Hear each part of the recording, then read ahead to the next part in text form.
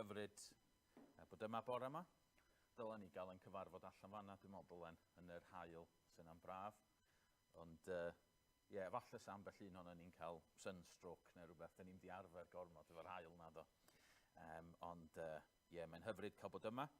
Mae'n hyfryd gwybod hefyd na ni jyst yr haul sydd yn tywynnu arno ni bore yma, mae cariad Duw yn tywynnu. Croeso rhai sydd yn gwylio adre hefyd. Gweddi y byddwch chi'n cael bendith o'r cyfarfod hwn.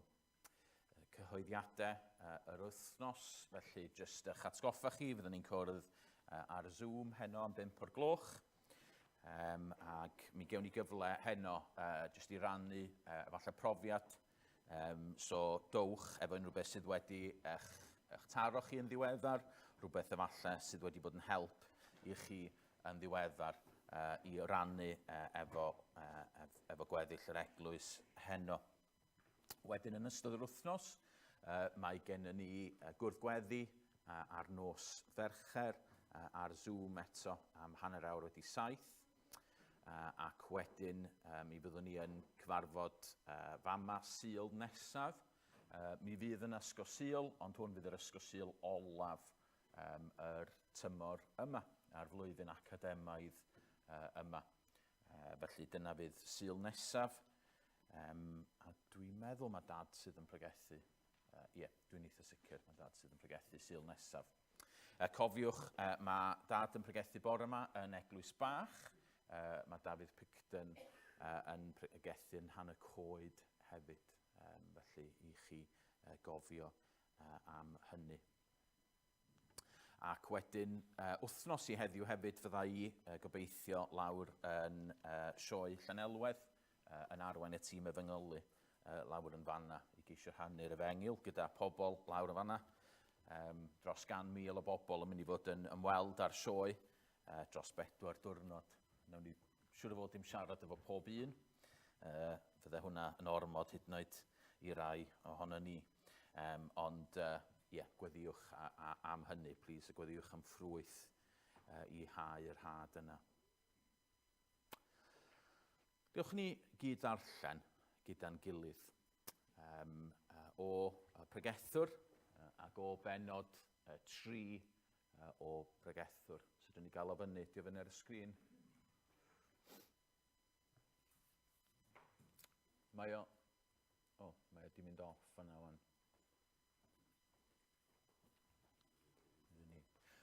Wel, tra dyn ni'n sortio hwnna allan, na i ddarllen yr adnodau felly, na i jyst darllen yr adnodau o pregethwr ac o benod 3 o pregethwr. Mae tymor i bob peth, ac amser i bob gorchwyl dan y nef. Amser i eni, ac amser i farw, amser i blannu, ac amser i ddiwreiddio'r hyn a blanwyd. Amser i ladd ac amser i achau, amser i dynnu lawr ac amser i adeiladu, amser i wylo ac amser i chwerthin, amser i alaru ac amser i ddawnsio, amser i daflu cerig ac amser i'w casglu, amser i gofleidio ac amser i ymatal, amser i geisio ac amser i golli, amser i gadw ac amser i daflu ymaith, amser i rwygo ac amser i drwsio, amser i dewi ac amser i siarad, amser i garu ac amser i gysau, amser i ryfel ac amser i heddwch. Mae'n drefn a phwrpas i fywyd, da ni yma yn rhaglynaethol bore yma i addoli. Mae'n amser i addoli Duw gyda'n gilydd. Da ni gyd mewn sefyllfaoedd gwahanol. Da ni gyd efallai yn profi pethau gwahanol ar hyn o bryd, a mae'n amseroedd gwahanol yn bywyd ni. Ac dros yr wythnosau nesaf, mae fydd hi'n amseroedd gwahanol i bobl hefyd. Ond mae'n dda gwybod bob tro bod hi'n amser i ddod at Dduw a bod Duw gyda ni. Gadewch i ni weddio. Arglwydd yw Dad, diolch i ti am y cyfle mae da ni'n cael y bore yma i ddod o dy flaen di. Da ni'n diolch I ti yn bod ni yma, fod ti wedi pennu, bod i'n amser I ni fod yma bore yma. I ni glywed dy air di. Ac o arglwydd Dduw Dad, nunlla arall fysa ni yn hoffi bod y bore yma na'n dod ac yn plygu o'th flaen di. Yn plygu I daddoli di, yn plygu I dy wasanaethu di, yn plygu I geisio oddi wrth y ti, Dad. I blygu I wrando ar yr hyn sy'n gen ti ar ein cyfer ni. I blygu I gael ti ddelio gyda ni. I'n harwai ni. O arglwydd Dduw Dad, da ni yn gweddio rwan, plis y byddi di gyda ni. Cymorth ni, Dad, da ni ddim yn gwneud hyn oherwydd bod ni'n bobl arbennig, bod ni yma bore yma oherwydd bod ni yn meddwl bod ni yn well nag unrhyw un arall. Da ni'n gwybod mae pechaduriaid yda ni. Da ni'n gwybod mae anghennus yda ni. Ond da ni'n diolch I ti am yr arglwydd Iesu Grist. Da ni'n diolch I ti am y gwaed a dywalltwyd trosta ni. Ac o arglwydd Dduw Dad, da ni yn rhyfeddu rwan bod yna ffordd yn agored at y ti. A da ni'n diolch I ti, a da ni'n trystio yn y ti. A da ni'n gofyn I ti fod gyda ni rwan felly, plis, yn enw ac yn heiddiant Iesu Grist. Amen. Wel, ydy'r projector yn gweithio? Na, dwi dal ddim yn gweithio. Oce, dim problem. Mae o'n problem, actually. Achos mae'n stori plant efo'r projector hefyd, ond dim... Peidiwch y poeni. Blant, dwch ymlaen. Mi drio ni rhywbeth. Tra ma Gwydion ag Caleb yn gweithio ar hyn. Dach chi'n iawn y bore yma? Dach. Gret. OK. Rwan ta, mi roedd... Oedd gen I... Heddiw, da ni'n mynd I edrych ar stori arbennig. Okay? Stori arbennig, hanes arbennig am rywun yn y Beibl. Rwan ta. Os e lot o bobl yn y Beibl? Oes, mae'n lot o bobl. Dach chi'n meddwl fedrwch chi ddyfalu pwy da ni'n mynd I edrych arno fa heddiw? Dach chi'n meddwl, pwy wyt ti'n meddwl? Iesu, da iawn. Da ni bob wythnos yn edrych ar Iesu yn dydan. Hyd yn oed pan da ni'n edrych ar hanesion pobl eraill, da ni'n edrych ar Iesu. Gret, oce. Beth am I chi geisio gofyn cwestiwn I mi ta? Am pwy ydw I yn mynd I siarad amdano fo heddiw? Gewch chi ofyn cwestiwn I mi, a dwi mond yn cael ateb efo ie neu na. Oce? Ie neu na. So, pwy sy'n mynd I ofyn y cwestiwn cyntaf? Pwy sy'n mynd I Ania? Ydy o'n hogyn? Mi roedd o'n hogyn, yn sicr, ie. So, oedd o'n hogyn, mae'n ddyn. Da iawn. Oce, Juda. Ydy o di marw? Ydy. Yeah.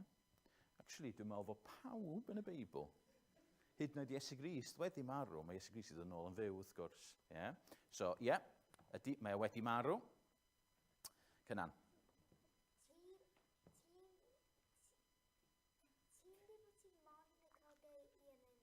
Ie. Oce, ydy, iawn. Fair play. You got me there. Iawn. Ga I ddeud ia neu na, neu unrhyw amrywiad ar ia neu na, fel ydy, odw, sbo, pethau fel yna. Oce?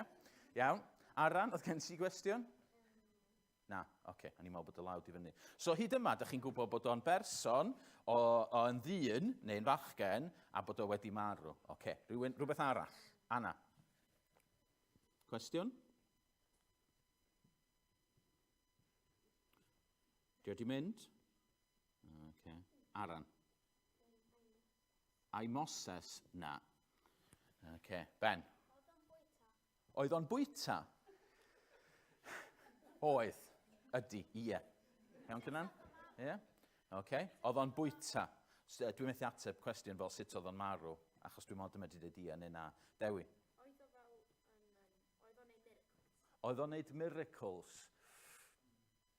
Na, doedd o ddim wir yn neud miracles. Na. Mae hwnna'n gwestiwn da iawn. Jiwda? Oedd o'n un o'r 12 disgyblion? Mae hwnna'n wych y gwestiwn. Na. Ond, efallai bod y rhif 12 yna'n bwysig. Reit, ie. Oedd o'n broffwyd? Na, ond mae hwnna'n gwestiwn da arall.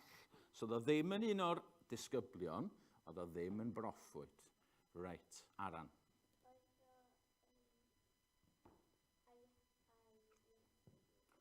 A Iesu dio? Na. Na. Ie, Morgan. Ioan? Na.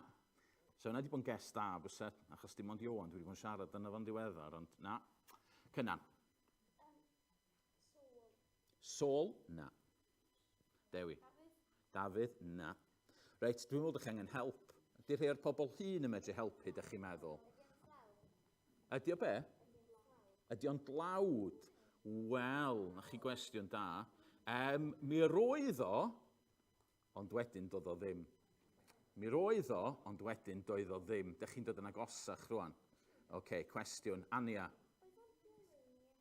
Oedd o'n dilyn Iesu? Na. Hynny, mi roedd o mewn un ffordd, ond na, doedd o ddim wir yn dilyn Iesu. Mae Sarah yn y cefn yn byrstio. Gwan ta, cwestiwn. Ydan, mae o yn yr Hen Testament, ie. So mae o yn yr Hen Testament, da iawn. Oce. Reit, Aran. Ydy o'n gasglwr trethu? Oedd! Mi roedd o yn gasglwr trethu, ti'n iawn. Mi roedd o'n gasglwr trethu, ond oedd o'n yr Hen Testament. Oce. Dewi? Ydy o'n enw'n cychwyn efo E? Na, di. Na. Mae Esther efo cwestiwn. Ydy o'n fyr? Dwi ddim yn gwybod. Da ni ddim yn gwybod hynna. Y boi nath dringo'r goeden? Na. Na, nid y boi, achos oedd hwnna'n y Testament Newydd yn doedd. Eirin.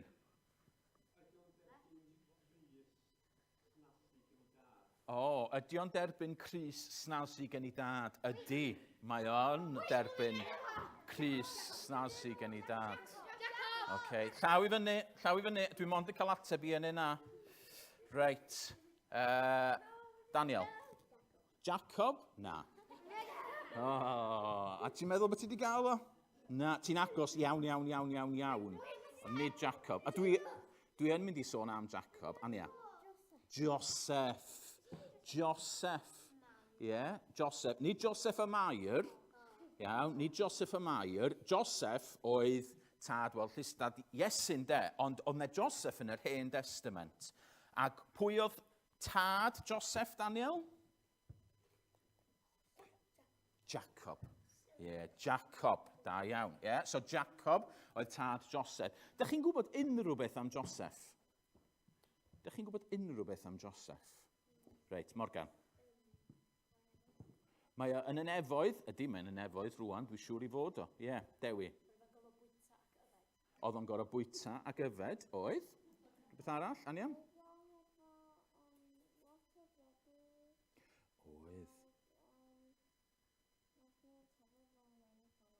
Ardderchog, ie. Oedd gen efo lot o frodyr, dyma nhw'n taflu fo mewn I ffynon, mewn I dwll mawr.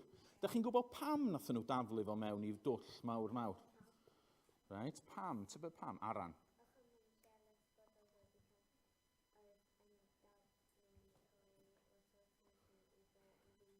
Ardderchog. Oedden nhw'n eiddigeddus bod I dad o, oedd o well gen efo Joseph na'r lleill. A dyma fo'n rhoi cot am ryliw. Rwan, o'n i'n edrych yn chi bore yma, dwi'n meddwl, Dewi, ti'n eitha, achos mae gen ti rei streipiau fanna. O'n i'n meddwl, mae shorts Ania hefyd yn lliwgar iawn. Dwi'n siŵr oedd o'n got fel yna. Lot o liwiau, cot special iawn I Joseph. Ac oedd I frodyr o yn deud, twt lol, dwi wedi cael digon ar hyn. Dydy hyn ddim yn deg o gwbl. A felly dyma nhw'n mynd a dyma nhw'n gafal mewn Joseph a dyma nhw'n I daflu fo yn y twll do. A be nath nhw wedyn? Dych chi'n gwybod be nath nhw wedyn? Dyma nhw'n gwerthu nhw. Ie, dyma nhw'n gwerthu fo.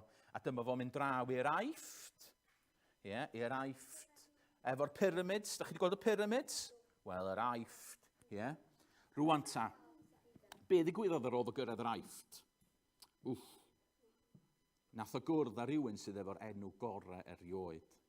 Dwi'n meddwl bod yr enw yma'n briliant. Ie? Yeah. Jacob, na, nath o ddim cwrdd. Potifar, ie. Yeah. Mae Potifar yn enw briliant ydy, achos mae chdi bach fel poti. Yeah. So dyma fo'n cwrdd â Potifar, ac oedd Potifar yn ei wneud o yn was arbennig iddo fo. Ac oedd Joseph yn dda, neu oedd Joseph yn ddrwg? Ma ni, lovely. Reit, fydden ni gael yr llun i fyny. Na ni, reit, oce, ma ni. Iawn. Oci, reit. So, mlaen i'r un nesa. So, dyna'r cwrt amryliw. Mlaen i'r un nesa, dyna'r rhaw, achos oedd yr rhaw wedi creu'r twll, oedd wedi cael ei daflu mewn i. Reit? Dyna'r pyramids, achos oedd a'r aifft. Wedyn, dych chi methu gweld hwnna'n iawn. Be di hwnna? Llygad. Ie, ac beth sydd arno fo? Make-up. Pwy sydd yn gwisgo make-up? Ti'n deud. Daniel. Genod, ie. Genod sydd yn gwisgo make-up. Wel, da chi'n gwybod be? Oedd Potifar wedi wneud Joseph yn ben ar ei deulu fo, ac oedd Joseph yn was da iawn. Ond oedd gwraig Potifar yn ffansïo Joseph, ac oedd hi'n trio cael ei wneud pethau ddylef o ddim. Ac oedd Joseph yn gwrthod gwneud hynna. So gwraig Potifar, ella bod ei llygad hi'n edrych ydi bach fel yna. A dyma Joseph, dyma hi yn dal Joseph, dyma Joseph yn rhedeg i ffwr, a dyma hi'n deud celwydd am Joseph. Dyma hi'n deud celwydd, felly na mae Potifar yn taflu Joseph i mewn i'r carchar. Ac yn y carchar, dyma fo'n cwrdd. Gawn ni fynd i'r llun nesaf. Dyma fo'n cwrdd â rywun yn y carchar. Pwy nath y gwrdd efo yn y carchar? Y pobydd, y pobydd. Dyma fo'n cwrdd â distain, y trilliad, sef rhywun oedd yn edrych ar ôl y gwyn a'r pethau, a'r pobydd. A dyma Joseph yn medru dangos beth oedd breuddwyd. So dyna pam oedd y cwestiwn am gwyrth, chdi bach yn anodd, achos o'n i ddim cweit yn siŵr. Hynny mi nath o fedru dweud be oedd ystyr y breuddwyd, y pobydd ac yn y blaen. Wel, dyma na beth amser yn mynd ymlaen, oedd Joseph Drian yn y carchar. Ond wedyn gawn ni fynd i'r un nesa. Reit. Beth ydy hwnna? Be ydy hwnna? Wasteland, ie. Be sydd ddim yn fanna? Be sydd ddim yna? Dŵr, dŵr. Wel, dych chi'n gwybod be? Na Pharo, os dwi'n mos dych chi'n cofio hwn, na Pharo cael breuddwyd, ac oedd y breuddwyd yn ei boeni fo'n fawr, Pharo oedd brenin yr aifft. A pwy oedd y medru dweud oedd Pharo beth oedd ystyr y freuddwyd? Wel, Joseph. A dyma Joseph yn dweud, mae ystyr y freuddwyd, dwi'n brysio trwy hwn, oedd bydd yna 7 mlynedd o ddigonedd, a wedyn 7 mlynedd heb ddim dŵr o gwbl. A dyma Pharo'n deud wrth Joseph, Joseph, neu di fynd os gweli di fod yn dda, a neu di cynllunio a gofalu am wlad, fel bod y wlad yn medru cael trwy'r 7 mlynedd heb ddim byd. Ac felly, mae hanes Joseph yn anhygol. Mae hanes o wirioneddol yn briliant. Da ni'n mynd i feddwl chydig bach am hwnna y bore yma. Okay? So fyddwch chi'n medru dilyn garantid. Achos da chi'n gwybod hanes Joseph. Reit, gewch chi mynd i eistedd lawr. Ac mi ewn ni ymlaen. Da ni'n mynd i, mi ganwn ni y ddwy gan. Os dyna'n iawn, mi ddolwn ni Duw yn gilydd. Pwy o arglwydd allai byth achub nhw ei hun. Ac wedyn da ni'n mynd i ganu o Ior, fy nghraig a fy ngwaredwr.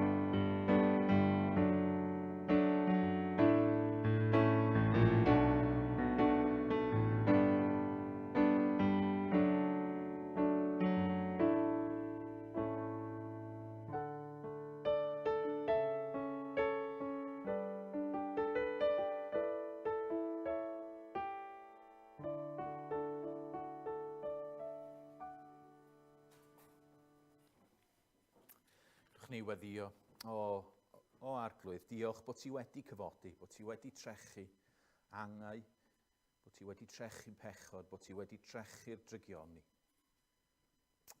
Diolch i ti. Diolch bod gyda ni gan i'w chanu bore yma.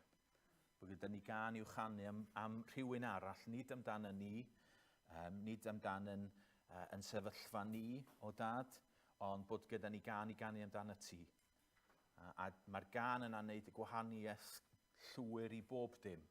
Mae'n neud gwahaniaeth i'r ffordd da ni'n edrych ar y byd. Mae'n neud gwahaniaeth i'r ffordd da ni'n edrych ar yn bywyd ni. Mae'n neud gwahaniaeth i'r ffordd ydym ni yn edrych ar yn problemau ni, ar yn anghenion ni. Oherwydd da ni'n gwybod y fod ti wedi cyfodi. A dy fod ti yn arglwyddiaethu. Ac o arglwydd yw dad, da ni'n cyflwyno'n hunain i ti rwan. Da ni'n cyflwyno yn hunain fel eglwys yn arbennig iawn i ti. Da ni yn cyflwyno i ti'r anghenion sydd yn plith ni, rhai sydd ddim yn dda ar hyn o bryd. Da ni'n gweddio plis bydd gyda nhw. Da ni'n gweddio mi a chad os ydy hynny yn dewyllus ti. Ond beth bynnag sydd yn digwydd dad, da ni'n cyflwyno da ni'n gweddio byddi di gyda rhai sydd yn stryglo ar hyn o bryd. Da ni'n meddwl am eu teuluoedd nhw hefyd ac dad, bydd yn agos. A dad, da ni'n cyflwyno i ti rwan yr haf sydd o'n blaen ni. Da ni'n gwybod fod tymor yr ysgol yn dod i ben a da ni'n diolch am y gwyliau bydd nifer yn ei gael. Da ni'n gweddio bydd o'n gyfle i ymlacio. Da ni'n gweddio bydd o'n gyfle i i rechargio'r batteries dad i nifer. Da ni'n gwybod bod nifer wedi blino. O arglwydd yw dad, da ni'n gweddio dros y cyfleoedd gewn ni yn yr haf hefyd i rannu defengil di. Dad, da ni'n meddwl am yr ymgyrchoedd gwahanol fydd yn digwydd. Am yr cynadleddau, am y gwersylloedd fydd yn digwydd ym mhob rhan o'r wlad, ar ymgyrchoedd ar y treithau, dad. Gymaint o waith yn digwydd i geisio rhannu'r a hau'r had. Da ni'n gweddio gewn ni weld yr had yna'n dwy'n ffrwyth er gogoniant i ti. A bydd gyda ni bore yma wan, wrth i ni droi at dy air di. Dad, da ni eisiau i ti siarad gyda ni. Yn enw Iesu. Amen.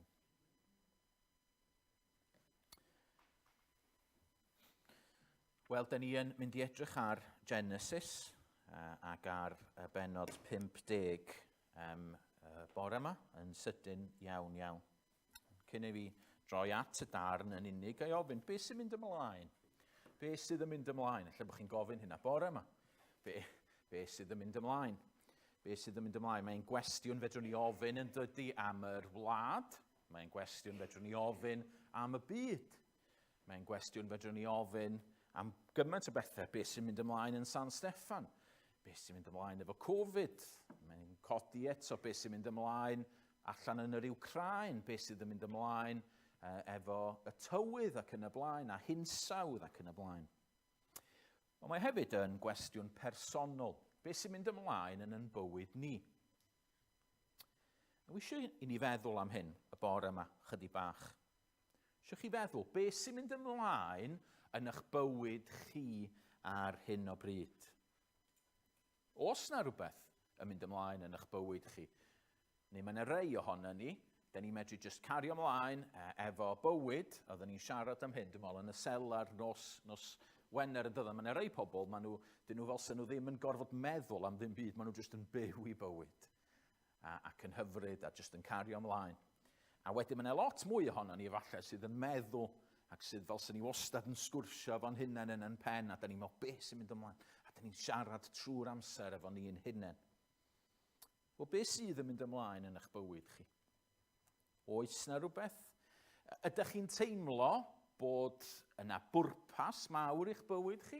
Ydych chi'n teimlo, ar hyn o bryd, dwi'n driven iawn, dwi'n teimlo, mae yna rhywbeth i fi wneud. Ella bod chi'n teimlo, mae Duw yn eich bendithio chi'n arbennig ar hyn o bryd. Ella bod chi'n teimlo bod chi mewn rheolaeth ar eich bywyd chi'ch hun, a mae bob dim yn mynd yn gret. Neu falle bod chi'n meddwl, dwi'n stryglo. Dwi'n yn gwybod beth sy'n mynd ymlaen yn y mywyd i ar hyn o bryd. Dwi'n yn gwybod, dwi'n methu teimlo Duw yn y mywyd i. Dwi'n stryglo, dwi isio Duw, Dwi eisiau gwybod bod Duw mewn rheolaeth, ond dydw i ddim yn gwybod hynny. A mae profiadau anodd ac rhagluniaethau tyff yn medru wneud i ni gwestiynu. A weithiau, da ni yn chwilio am synwyr yn beth sy'n digwydd i ni. Da ni'n meddwl be ar y wyneb ddaear sydd yn digwydd.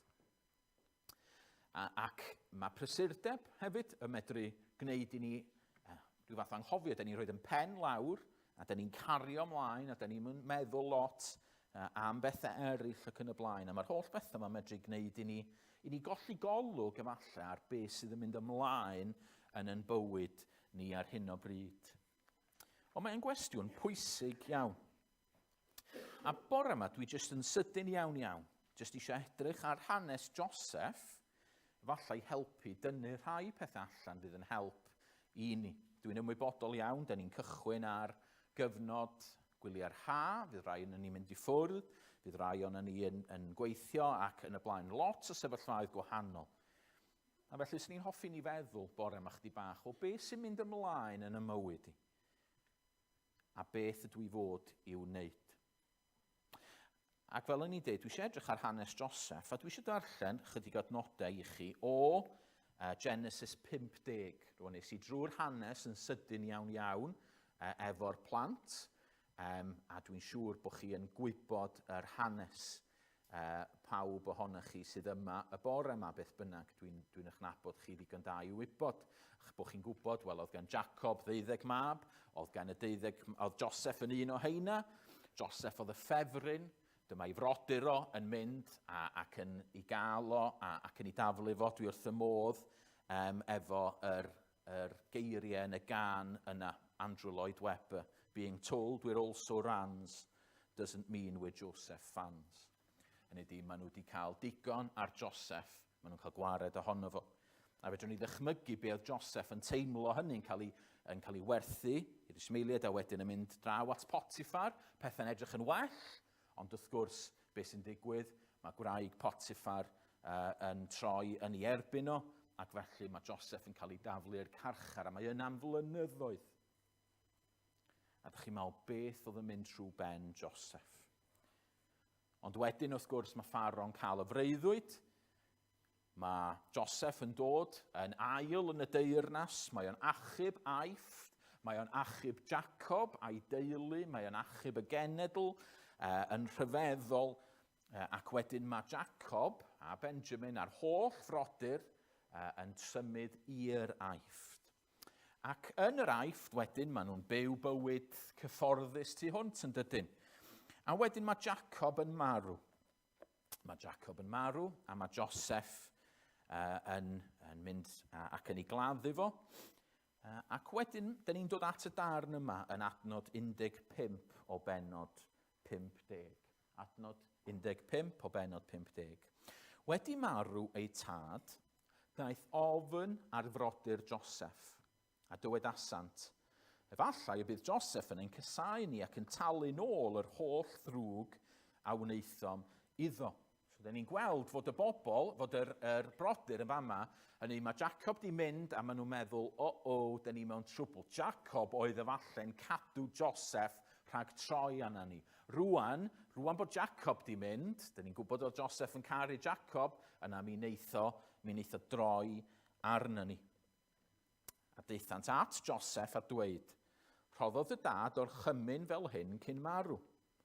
Dwedwch wrth Joseph maddau yn awr ddrygioni a phechod dyfrodyr oherwydd gwnaethant ddrwg i ti. Yn awr maddau ddrygioni gweision Duw dy dad. So mae'r brodyr yn dod at Joseph ac yn deud, hei, wyt ti'n cofio, dyma Jacob yn dweud wrthyn ni, i ddweud wrtho ti pan fydd o'n marw, bod ti angen maddau i ni. Ti angen edrych ar yn hôl ni. Wylodd Joseph wrth iddynt siarad ag ef. Yna daeth ei frodyr a syrthio o'i flaen a dweud, yr ydym yn weision i ti. Ond dywedodd Joseph wrthynt, peidiwch ag ofni, a wy fi yn lle Duw? Roedd chwi yn bwriadu drwg yn ferbyn, ond trodd Duw y bwriad yn ddaioni, mwyn gwneud yr hyn a welir heddiw, cadw'n fyw llawer o bobl. Felly peidiwch ag ofni, fe'ch cynhaliaf chwi ar rhai bach, a chysurodd hwy a siarad yn dyner wrthynt. Dyn ni'n gweld Joseph yn deud, mae mewn ffordd yn wylo. Diom yn mynd i drin nhw yn wael, mae yn eu caru nhw.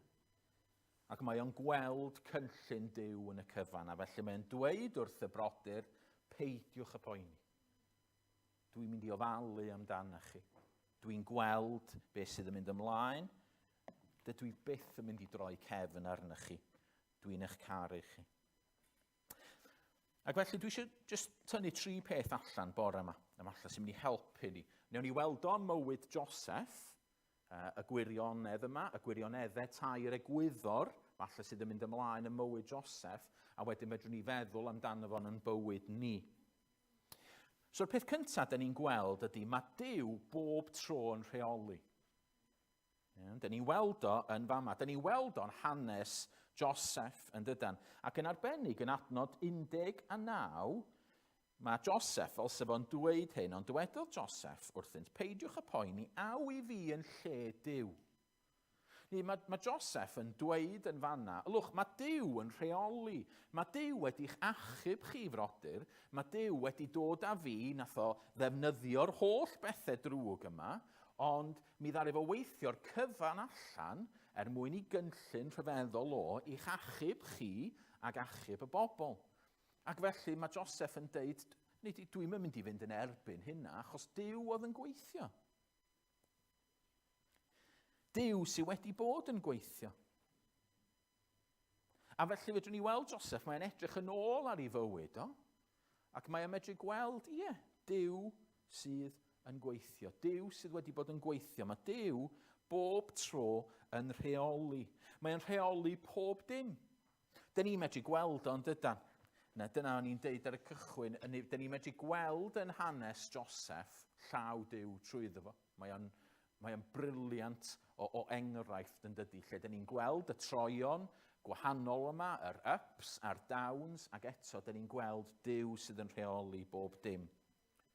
Y breuddwydion gafodd Joseph ar y cychwyn, Duw oedd yn rheoli. Pan nath yr brodyr fynd yn eiddigeddus yn ei erbyn o, Duw oedd yn rheoli. Pan nath o gael ei daflu mewn i'r twll, Duw oedd yn rheoli. Pan gafodd o'i werthu, Duw oedd yn rheoli. Pan ath o i dŷ Potifar, pan oedd gwraig Potifar, a'r pechod oedd yn ei chalon hi, Duw oedd yn rheoli yn fanna. Ni Duw achosodd y pechod, ond eto rhywsut yng rhagluniaeth Duw, fo oedd yn rheoli. Pan oedd Joseph yn y carchar, fo oedd yn rheoli. Pan nath yr trilliad anghofio amdan Joseph, ac oedd o'n am blynyddoedd wedyn. Oedd Duw ddim wedi anghofio amdano fo. Duw oedd yn rheoli. Dyn ni wedi bod yn canu yn ddiweddar can rhagluniaeth fawr y nef, mor rhyfedd yw, esboniad helaeth honno arfaith Duw. Mae'n trefnu llwch y llawr, mae'n trefnu llwch y llawr, mae'n gwylio llwch y llawr, mae'n trefnu lluoedd nef, cyflawna'r cwbl oll o'i gyngor ef. Mae Duw yn rheoli pob dim. Y mywyd Joseph oedd yn rheoli pob dim. A bore yma, yn eich bywyd chi, mae Duw yn rheoli pob dim. Bo chi'n teimlo hynny, ei peidio, mae o'n rheoli. Bo chi'n deall beth sydd yn digwydd yn eich bywyd chi, diolch yn gwneud dim gwahaniaeth, mae Duw yn rheoli. Bo chi'n mynd trwy gyfnod da, neu trwy gyfnod anodd, Duw sydd yn rheoli. Mae Duw yn sofran yn mhob dim. Mae o'n deud yn y Beibl bod o efo llaw y brenin, efo meddwl y brenin yn ei law, Diarhebion 21. Mae hefyd yn deud bod o yn gwybod am adar y to. Mae Duw yn rheoli pob dim. Hyd yn oed y drygioni dyn ni'n weld yn y byd, hyd yn oed pan mae'n drygioni'n digwydd i ni, hyd yn oed pan mae'n bechod yn digwydd i ni, hyd yn oed pan mae'n bethau anodd yn digwydd i ni, Duw sydd dal yn rheoli.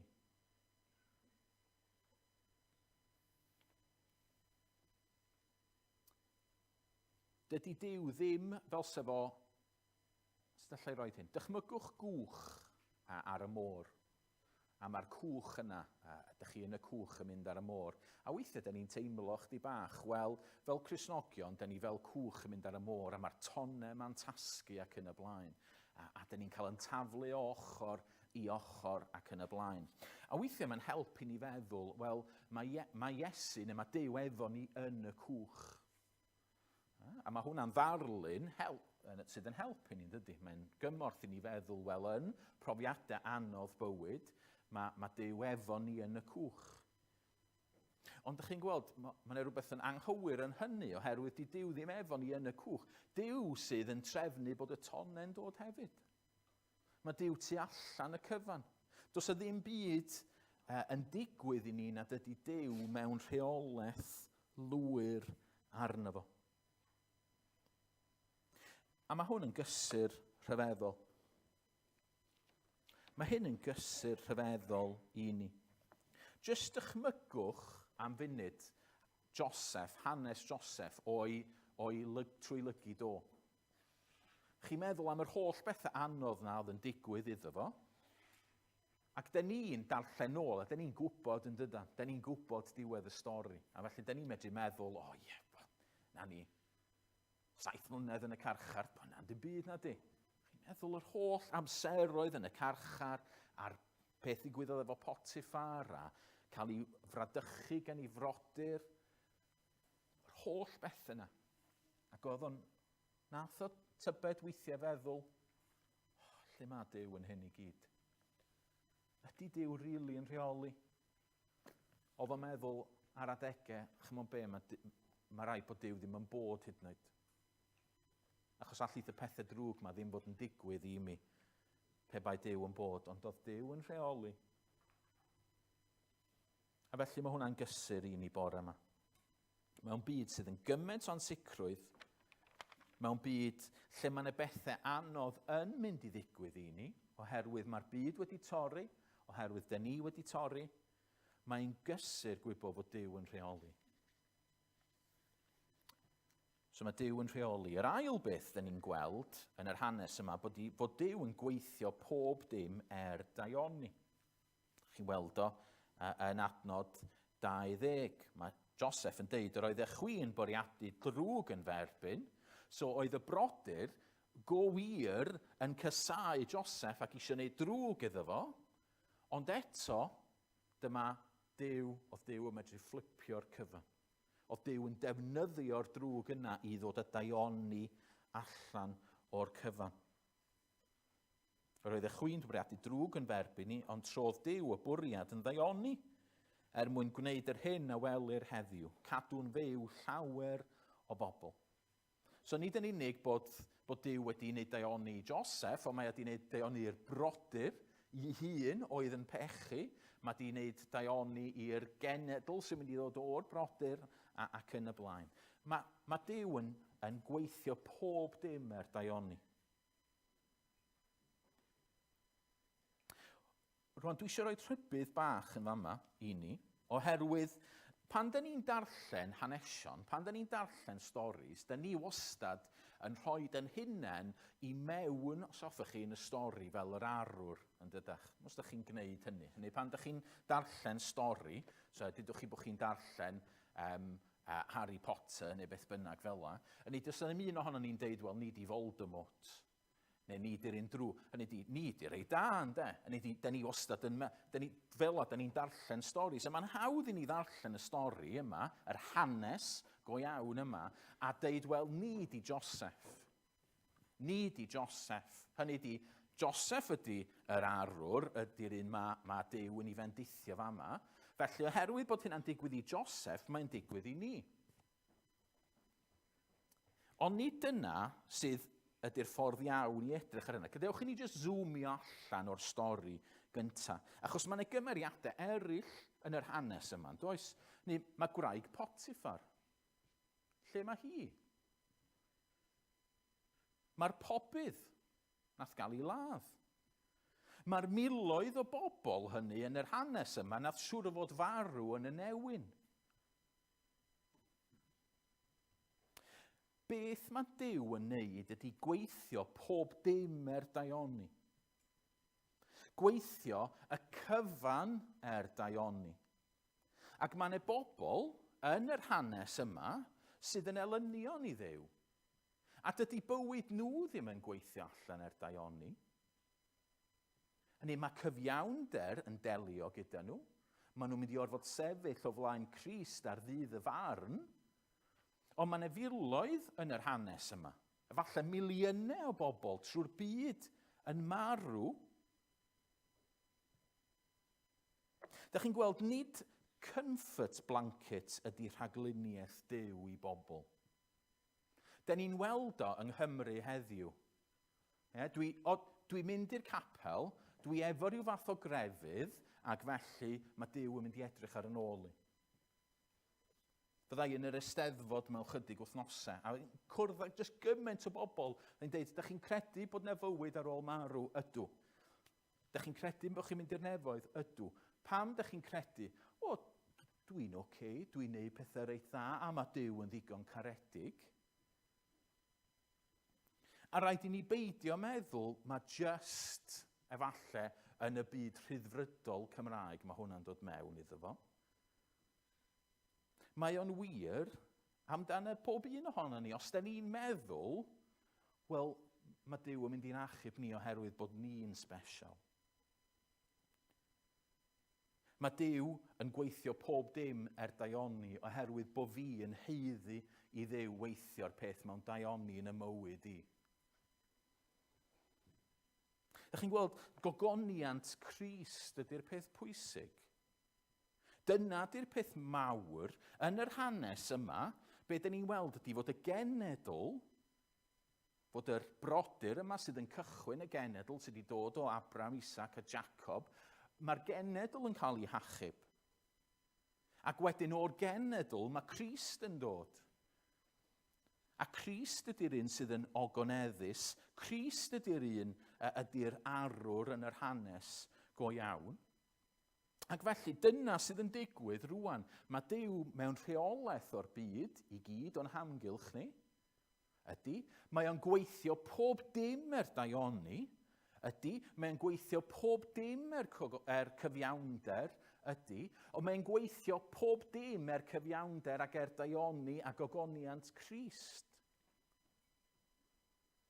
Fedrwn ni ddim deud yn automatic, wel, mae Duw yn mynd i'n achub i, oherwydd pwy ydw i ac oherwydd fod Duw yn garedig efo fi, a just hynny.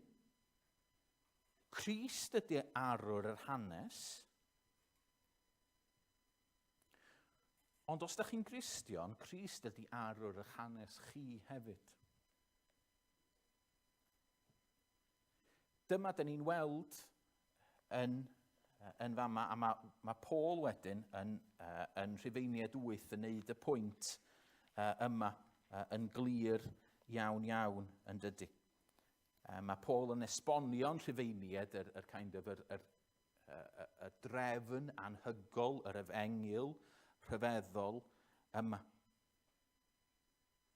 Ac mae o'n dweud yn Rhufeiniaid 8 adnod 28. Gwyddom fod Duw ym mhob peth yn gweithio daioni gyda'r rhai sy'n ei garu, y rhai sydd wedi ei galw yn ôl i fwriad. Oherwydd cyn ei bod hwy fe'i hadnabu, a'i rhagordeinio i fod yn unffyrdd ac unwedd a'i fab. Fel mae cyntaf anedig fyddai ef ymhlith pobl lawer. A rhai a ragordeiniodd fe'i galwodd hefyd, a rhai alwodd fe'i cyfiawnhaodd, a rhai a gyfiawnhaodd fe'i gogoneddodd hefyd. Be mae Paul yn deud fanna ydy, mae Duw yn gweithio ar gogoniant Crist. Dyna mae'r byd mae gyd amdano fo, ond mae hefyd yn dod â llwyth o bobl gyda fo i blant. Mae o'n achub, mae wedi achub llwyth o bobl. Ac felly, mewn ffordd, oherwydd fod Crist yn mynd, mae pob Cristion sydd wedi cysylltu gyda Crist trwy ffydd yn mynd ar ei ôl o. A felly, mae pob peth yn gweithio daioni Crist, A felly, da ni'n medru deud, wel, oherwydd da ni'n credu yn Iesu, oherwydd da ni wedi'n hachub, da ni'n medru gweld mae pob peth yn gweithio ar daioni i ni hefyd. So mae Duw yn gweithio pob dim allan, mae'n gweithio pob dim allan mwyn Crist, ond da ni hefyd yn rhan o hyn, os da ni'n credu yno fo. Mi roedd Joseph yn rhan o hyn. Nid oedd na ddim byd special am Joseph mewn un ffordd, ond mae Duw yn ei gynllun yn gweithio mywyd Joseph ac yn gweithio'r cyfan allan. Fel bod Joseph yn medru dweud, ie, oeddech chi'n golygu'r pethau ma'n yn erbyn i fel drwg, ond mae Duw wedi gweithio'r cyfan allan daioni, a mae'n daioni fi hefyd.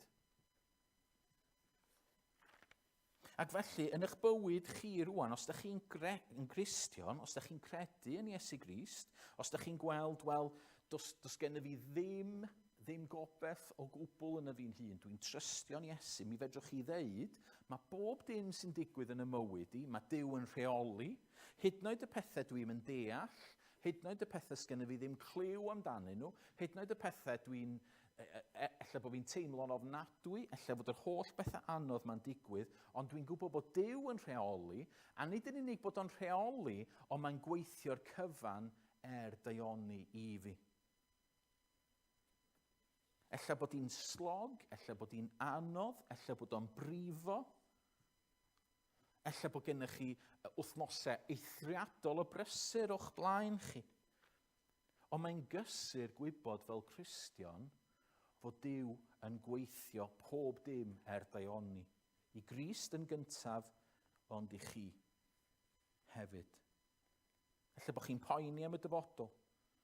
Ella bod chi efo pethau mawr ar eich meddwl chi ar hyn o bryd ac ar eich calon chi, a dwi'n gwybod bod yna bobl yma. Ond mi fedrwch chi ddweud, mae Crist yn yngharu fi yma pob peth yn gweithio daioni. Oedd gen i fi fos arfer bod yn yngwaith. Na i ddim deud pwy oedd o, ond oedd o'n un o'r pobl mwyaf frustrating yn y byd. Achos oedd o yn neud rhywbeth, ella oedd na ryw brosiect, ac oedd hi'n draed moch. Ac yn job i oedd trio helpu, ac o'n i'n teimlo weithiau bod fi'n cerdded tu ôl o jyst yn trio mopio fyny bob dim. Ond y peth rhyfeddol amdano fo oedd o wastad yn gweithio allan yn y diwedd. Oedd y boi ma, oedd efo rhyw genius anhygol.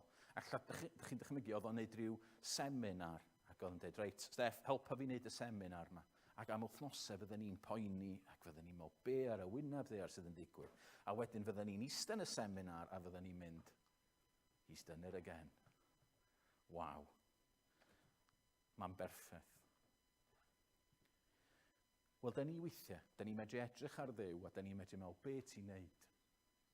Be di hyn? Mae pethau'n edrych yn ofnadwy. Ond o fryniau Carsalem cyn gweled, byddwn ni'n edrych yn ôl a byddwn ni'n mynd, waw, bob dim yn berffaith. So mae Duw, bob tro'n rheoli, mae'n gweithio pob dim yn daioni ni. Ond yn ola, mae'n mynd i gostio i ni. Mae'n mynd i gostio i ni. Mae'n mynd i gostio i chi.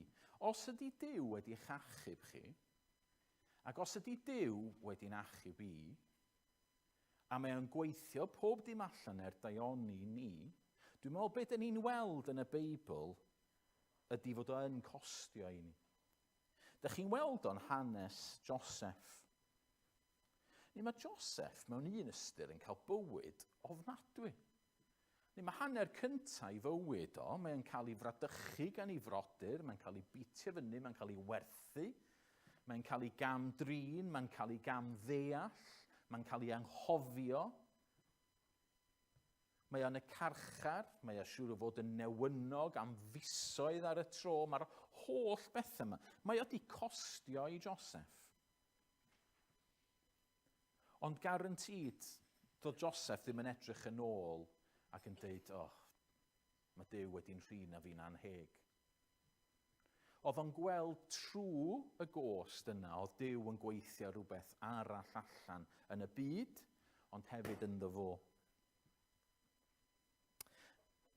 Ac mae hwn, dwi'n meddwl, yn wir i ni y bore yma. Mae yna rei pobl yn dweud, wel, os ydych chi'n dod i Gristion, dyna ni. Mae bywyd yn gret, mae bywyd yn hawdd. Ydych chi'n mynd i fynd i dop eich gyrfa chi, ydych chi'n mynd i gael digon o arian, ydych chi'n mynd i gael hyn a llall ag arall. Dydy'r Beibl ddim yn dweud hynna. Mae'ch bywyd chi a fi, da ni wedi'n torri. Mae bywyd wedi torri, da ni wedi torri. A da ni angen yn trwsio.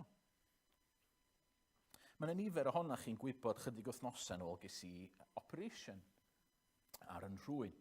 Nid i wneud i fi edrych yn ddeliach, allan i ddim.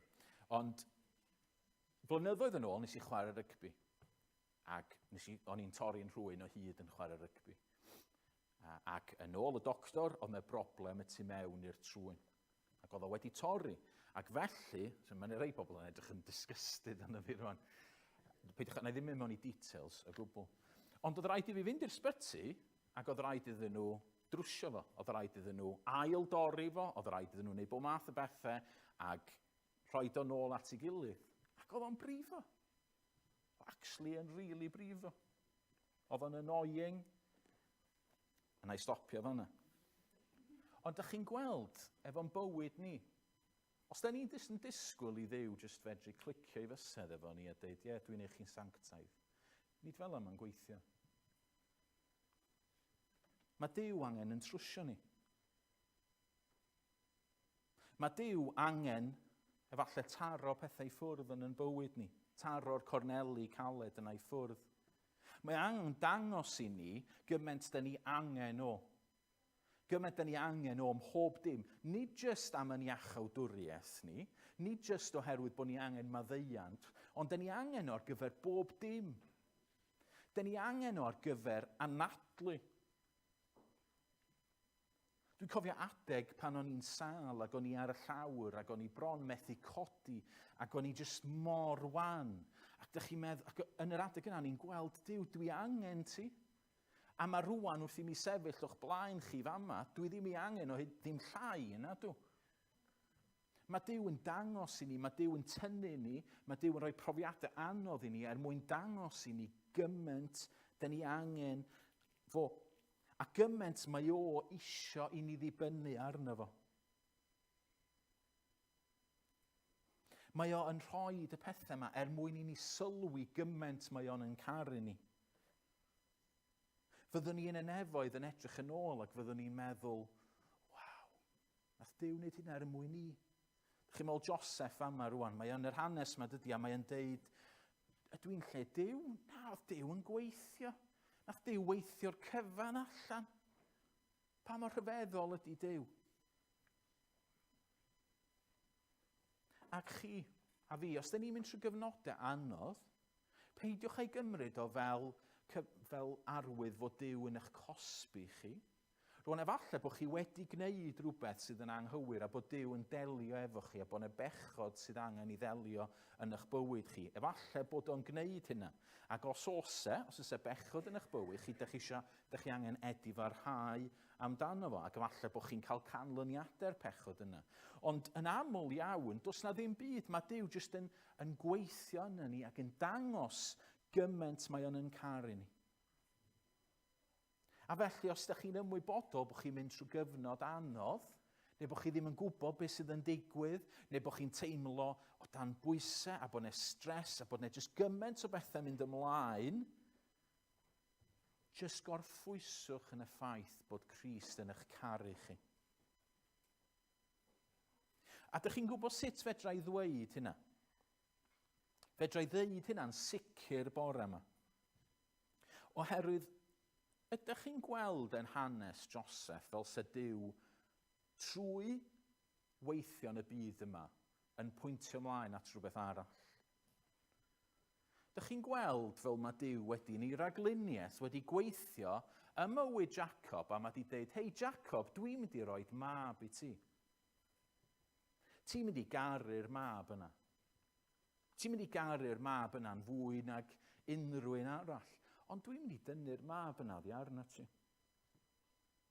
Mae'n mynd i gostio i'r mab yna. A mae'r mab yna mynd i orfod mynd i ffwrdd i rywle arall. Lle fydd pobl ddim yn gwybod bod o'n fab I ti dim mwy. A mi fydd o'n cael ei gamdrin a'i gamddeall. A mi fyddai rili'n I ladd o. Ond dwi am ddod efo nôl. A mae'n mynd I achub I bobl. Dych chi'n gweld fel mae Duw yn pwyntio ymlaen at ei fab ei hun? Sut ydw i'n medru deud wrthych chi bore yma mor sicr mae Duw yn gweithio ar daioni yn eich bywyd chi? Falle bod o'n mynd I gostio I chi, mae Duw yn eich caru chi, a mae'n gweithio'r cyfan allan daioni, oherwydd I fod wedi rhoi ei fab ei hun. Mae hanes Joseph yn pwyntio ymlaen at Iesu. Ac os nath Duw roi ei fab ei hun, beth arall iddo ddim rhoi. Wrth gwrs wneith o roi pob dim. Dych chi'n meddwl wneith Duw eich gadael chi? Dych chi'n meddwl ar ôl iddo fo rhoi Iesu farw drostych chi wneith o fynd o wel, neu anghofio nhw rwan? No way! Nath Duw roi ei fab ei hun I farw drostych chi a drosto fi. A felly, dyn ni'n gwybod beth bynnag sydd yn digwydd, fod y cyfan yn gweithio ar daioni I Grist, ond I ni. Felly, meddyliwch am hanes Joseph. Meddyliwch beth sy'n mynd ymlaen yn eich bywyd chi ar hyn o bryd. Beth sydd yn mynd ymlaen? Dych chi'n stryglo, dych chi'n ffeindio'n anodd, dych chi'n brysur, di bob dim yn mynd yn gret. Beth bynnag yda ni, cofiwch fod Crist wedi marw drostych chi. Fod Duw yn rheoli, fod Duw yn gweithio'r cyfan allan. A pan mae'n costio I chi, sylwch, di hwnna ddim yn arwydd fod Duw wedi'ch gadael chi, mae'n arwydd fod Duw yn eich caru chi, a'i fod o'n gweithio'n arbennig yn eich bywyd chi. Dwch ni ganu I orffen hwn, ewn ni ddod at y cymyn wedyn, ond os heddwch fel afon, sy'n canlyn fy nhrwyd.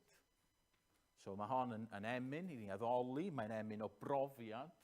Os heddwch fel afon sy'n canlyn fy nhrwyd, neu dristwch fel ymchwyd y llu, beth bynnag a ddaw, ti am dysgais I ddweud, diogel wyf gyda thi. Jyst dychmygwch Joseph yn fanna'n eistedd, yn ei got am ryliw os ydych chi eisiau. Dychmygwch fo yn canu'r gân yma. A dych chi'n meddwl, waw, fydde fo siŵr o fod yn canu nerth I ben. Gwyn ni fynd ymlaen i'r bennill nesaf. Mae Satan yn brwydro a rhwystrau yn dod, ond methant darostwng fy nghri.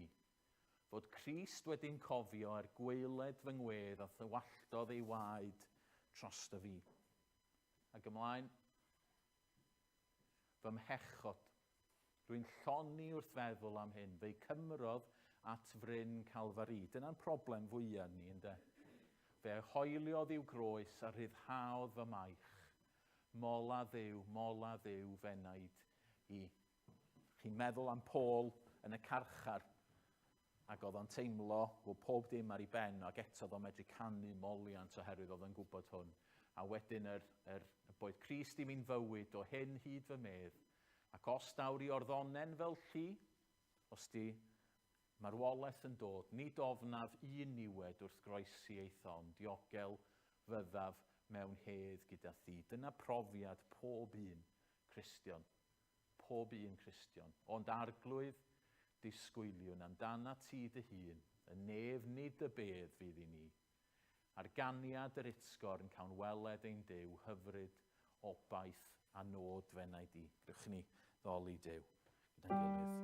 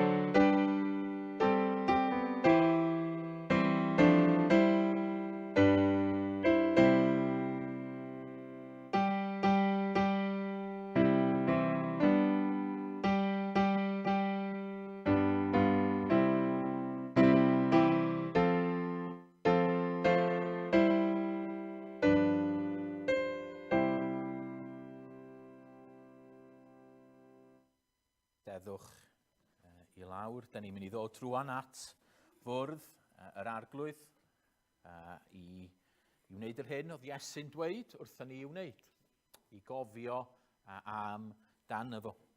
Dyna di yn hyder ni, ynde. O'n i'n hoffi yr geiriau yna yn yr can bod Iesu wedi'n hoelio yn pechoda ni ar y groes. Os ydych chi weithiau yn medru efallai gwneud rhywbeth yn erbyn rhywun. Da ni efallai, chi'n meddwl am blentyn, yn bod yn ddrwg ac yn brifo rhiant. A mae'r rhiant yn dweud, dwi'n maddau i ti. Ac mae hynna'n ddigon. Hynna'n ddigon mewn un ystyr. Ydych chi'n meddwl, pan mae'r rhiant yn cymryd y plentyn ac yn rhoi cwtch, mae'n rhywbeth mwy special. Hynny, mae'r plentyn, mae o'n medru teimlo, mae o'n rhywbeth hynny, yn y foment yn dydy, lle mae'r maddeuant yna yn cael ei ddangos yn glir. A pan mae Iesu hoelio'r pechod ar y groes, mae'n delio efo fo. Da ni'n medru mynd yn ôl i lle ddigwyddodd hwnna. Mae'n le yn y byd yma, lle nath yn pechod ni gael ei ddelio efo. Oedd y pren yn bren real. Oedd y corff Iesu yn gorff dynol go iawn. Oedd y gwaed yn real. Mae'n pechod ni yn broblem real, ond mae wedi cael ei ddelio efo mewn ffordd hollol real. Ac yn llawer mwy na pan da ni'n teimlo'r cwtch yna, da ni'n gwybod, da ni wedi maddau, da ni'n medru gweld, da ni'n gwybod fod y pechod wedi cael ei ddelio efo. A felly mae'r bwrdd yn agored i unrhyw un sydd yn trystio yn Iesu Grist, sydd efo ffydd yn Iesu Grist, sydd yn gwybod bod chi methu sortio eich pechod chi'ch hunan allan, bod chi'n gwybod mae dyma ydy y broblem fawr sydd gennych chi, bod chi wedi troi cefn ar Dduw. Ond bod chi wedi gofyn i Iesu am faddeuant, bod chi'n trystio yn Iesu Grist. Gai roi trybydd, os ydych chi ddim yn siŵr, o'ch perthynas efo Iesu, na peidiwch cymryd o'r bara'r gwin. Mae'r adnodau'n deud, felly pwy bynnag fydd yn bwyta'r bara neu'n yfed y gwin cwpan yr arglwydd yn anheilwng, bydd yn euog o drosedd yn erbyn corff y gwaed yr arglwydd. Bydde di bob un ei holi ei hunan, ac felly bwyta'r bara cyfed o'r cwpan. So mae'n rhywbeth difrifol da ni'n neud. Ac eto, os da ni'n credu yn Iesu Grist, os da ni'n trystio yn y fo, na da ni'n cael cymryd o'r bara'r gwin i gofio. Da ni'n mynd i ganu, y can sy'n mynd i helpu ni, efo hynny sy'n mynd i helpu ni i gofio yr oen sy'n dwyn ymaith bechodau'r byd, lladdwyd ef ac yma cofiwn. A ddewi droed i bawb sy'n dod trwy ffydd cant faddeuant wrth y groes. Ac felly rhannwn ni yn y bara byw, yfwn o aberth gwir fab Duw, cwlwm hedd brofwn yma nawr. Y cwlwm yna, gyda Duw o amgylch bwrdd y brenin mawr, a mae'r cwlwm yn hunon i gyd. Mi ganwn ni o, ac yn ystod y gan, dowch i fyny nôl yr bara'r gwin a mynd yn ôl i'ch setiau, newn ni yfed a bwyta gyda'n gilydd wedyn.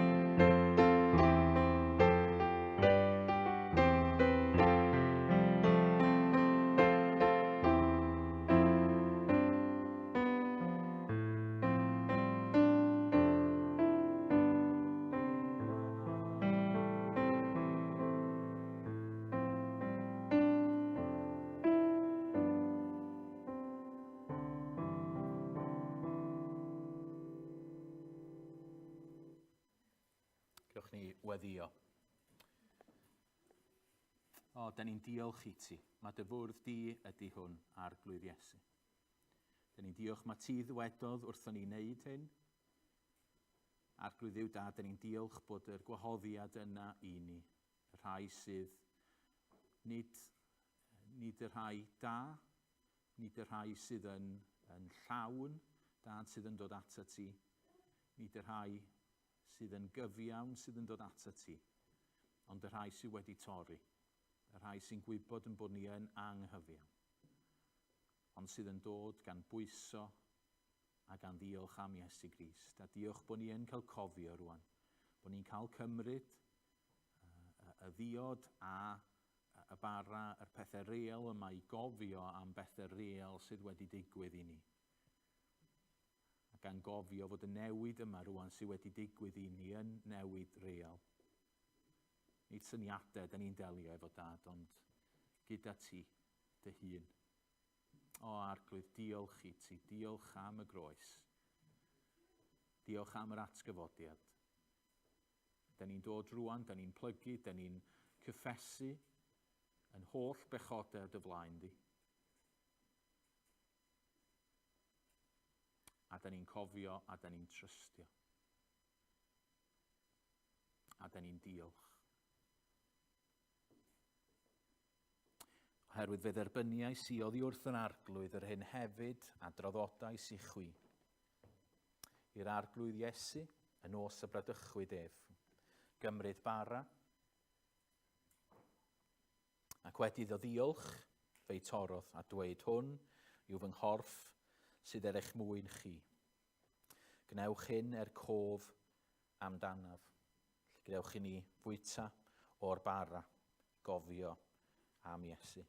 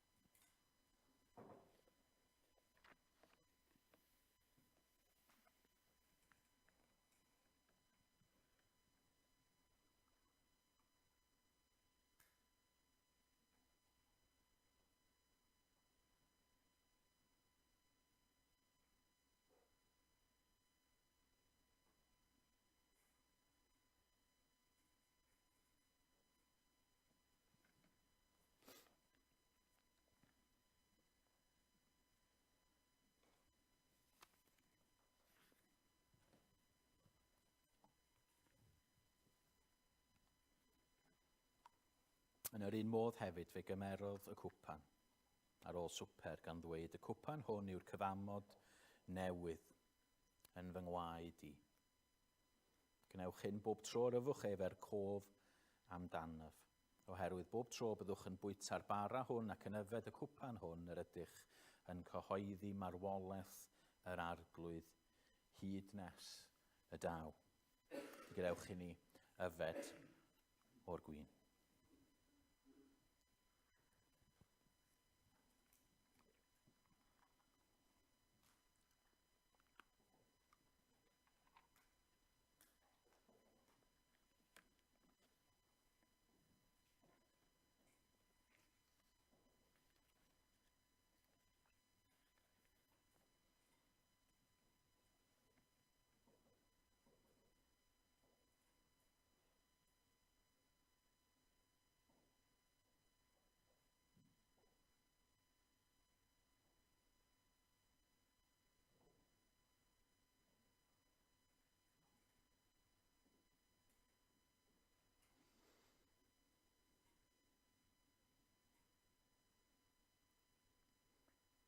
Peidiwch ag ofni, oherwydd yr oedd y chwi yn bwriadu drwg yn ferbyn. Ond trodd Duw y bwriad yn ddaioni, mwyn gwneud yr hyn a welir heddiw. Cadw'n fyw llawer o bobl. Felly peidiwch ag ofni, fe'ch cynhaliaf chwi a'ch rhai bach. Ac mae Iesu'n yn cysuro ni ac yn siarad yn dyner wrthon ni y bore yma. Amen.